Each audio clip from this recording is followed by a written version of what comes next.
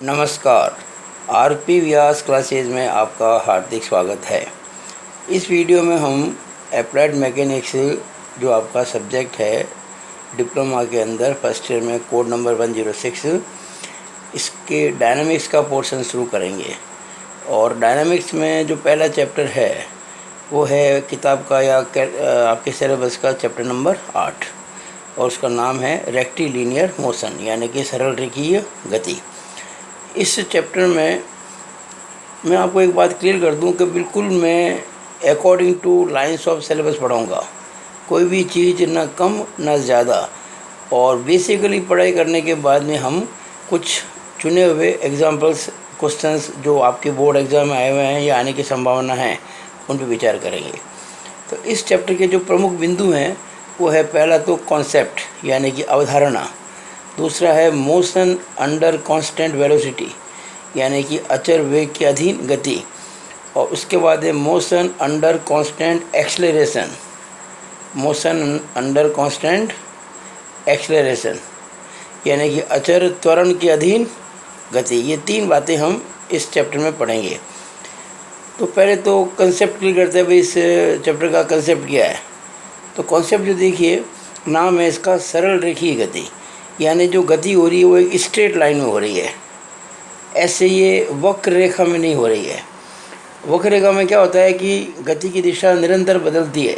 जैसे यहाँ पे अगर मैं खींचूँ इसकी स्पर्श रेखा तो डायरेक्शन ये होगी, यहाँ पे इसकी डायरेक्शन ये होगी, यहाँ पे इसकी डायरेक्शन ये होगी। यानी किसी भी बिंदु पर जो गति की दिशा होती है ना वक्र के, वो उस बिंदु पर स्पर्श रेखा की दिशा के अलोंग होती है। तो ये वक्र की गति हम नहीं पढ़ने जा रहे हैं, अपने पाठ्यक्रम में नहीं है। तो हम पढ़ेंगे केवल सरल रेखीय गति यानी कि एक ही दिशा के अंदर।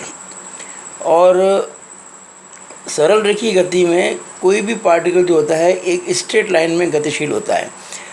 अब जो ये वेलोसिटी है सरल रेखीय गति के अंदर, ये तीन प्रकार की हो सकती है।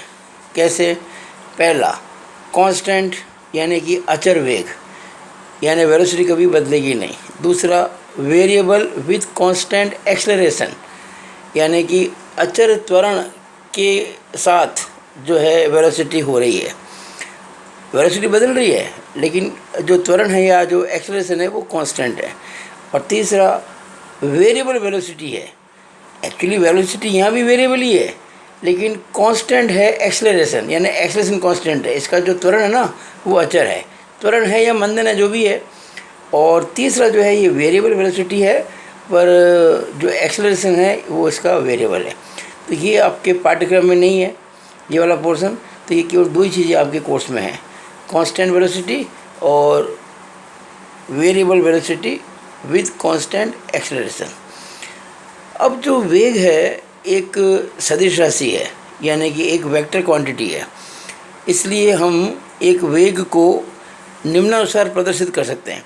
देखिए मैंने एक स्ट्रेट लाइन बनाई है ए बी, तो ए से बी की जो लंबाई है इस रेखा की वो वेग का परिमाण यानी कि वेग का मैग्नीट्यूड शो करता है, और ए से बी की तरफ जो दिशा है वो उस वेग की दिशा को तय करती है।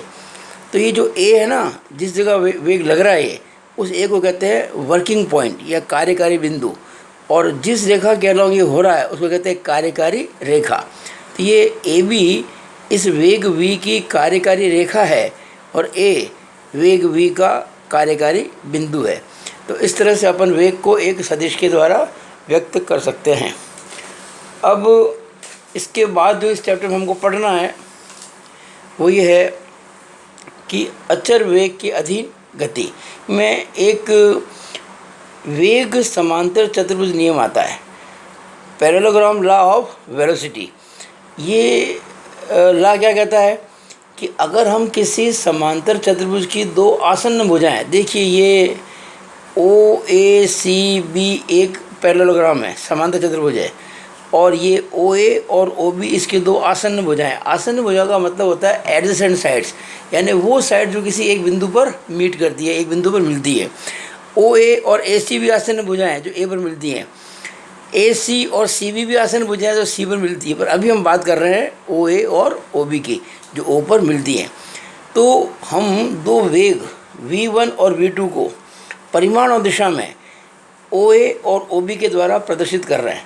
परिमाण का मतलब जो OA की लंबाई है वो इस वेग का मान है V1 का, और जो OB की लंबाई है वो वेग V2 का मान है। और दिशा का मतलब O से A की तरफ और O से B की तरफ, और इन दो दिशाओं के बीच का जो कोण है, एंगल है, वो है अल्फा। तो ये हमने बनाया एक समांतर चतुर्भुज OACB। अब इसका ये बनाया डायगोनल OC, जो कहाँ से पास हो रहा है, उस पॉइंट से जहाँ पे ये दोनों वेलोसिटी एक्ट कर रही है।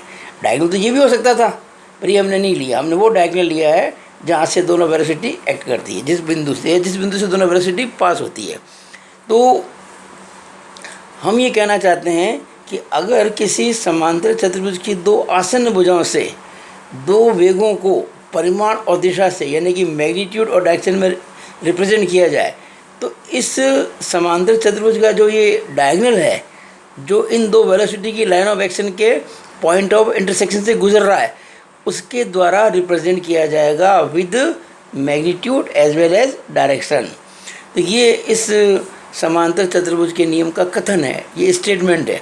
आपको एक बात बता दूं कि ये जो रूल है ये एक्सपेरिमेंटल है, ये कभी भी प्रूव नहीं किया जा सका। इसका मैं लिखा है no analytical proof, only experimental rule.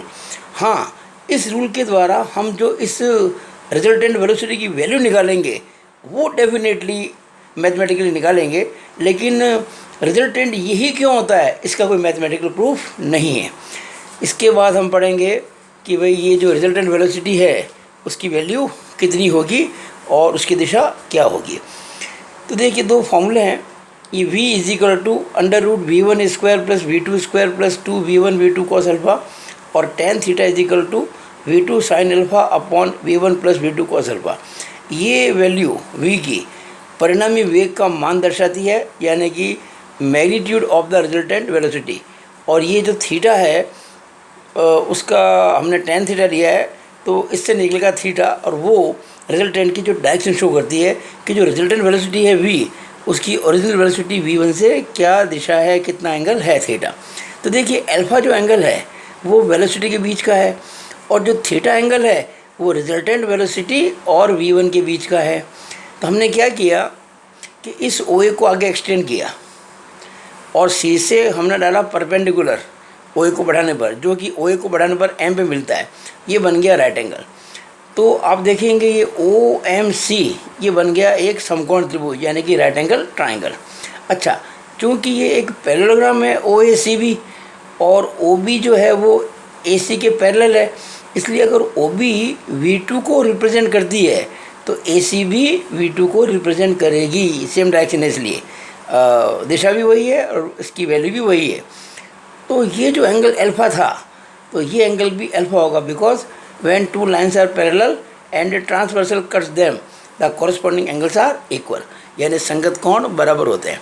अब मैंने क्या किया कि इसको x मान लिया और इसको y मान लिया, और एक ये समकोण त्रिभुज और देखा मैंने CAM।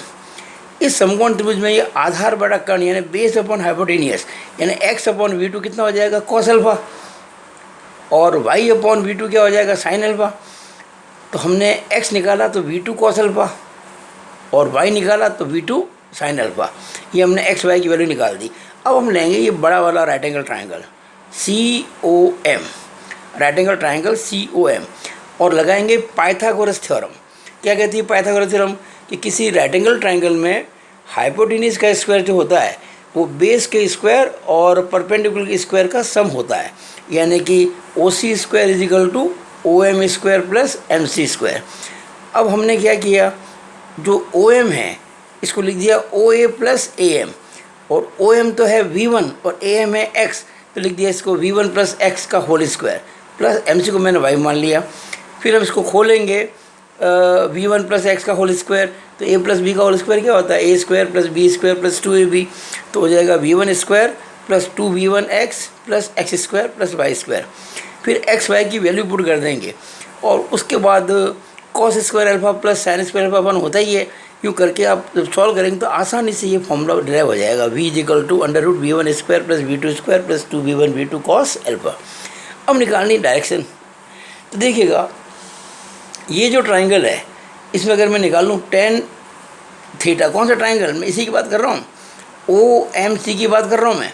अगर मैं निकालूँ टेन थीटा तो क्या होगा, लंब बटा आधा, यानी कि perpendicular upon hypotenuse, sorry perpendicular upon base. तो कितना हो जाएगा टेन थीटा, ये हो जाएगा सी एम, सी एम तो है इसका तो परपेंडिकुलर, बेस है इसका ओ एम, तो C M upon O M, और सी एम की वैल्यू वाई थी और ओ एम की वी वन प्लस एक्स थी, और वाई की वैल्यू थी वी टू साइन अल्फ़ा और एक्स की वैल्यू है वी टू कॉस अल्फ़ा। तो इस तरह से हमने टेन थीटा बराबर V two sine alpha upon V one plus V two cos alpha prove कर दिया। और हमने किसी एक पॉइंट पर अगर दो वेलोसिटी एक्ट कर दिए हैं वी वन वी टू, तो उसका रिजल्टेंट वेलोसिटी निकालने का फॉर्मूला डिराइव कर लिया। अच्छा देखिए, स्टैटिक्स में सेम मेथड होगा, यहाँ वेलोसिटीज़ हैं, वहाँ पे फोर्सेस थे पी क्यू और आर, तो एग्जैक्टली रिजल्ट सेम रहेंगे, जो उसके थे वही इसके रहेंगे। It is all over about the video. Thank you.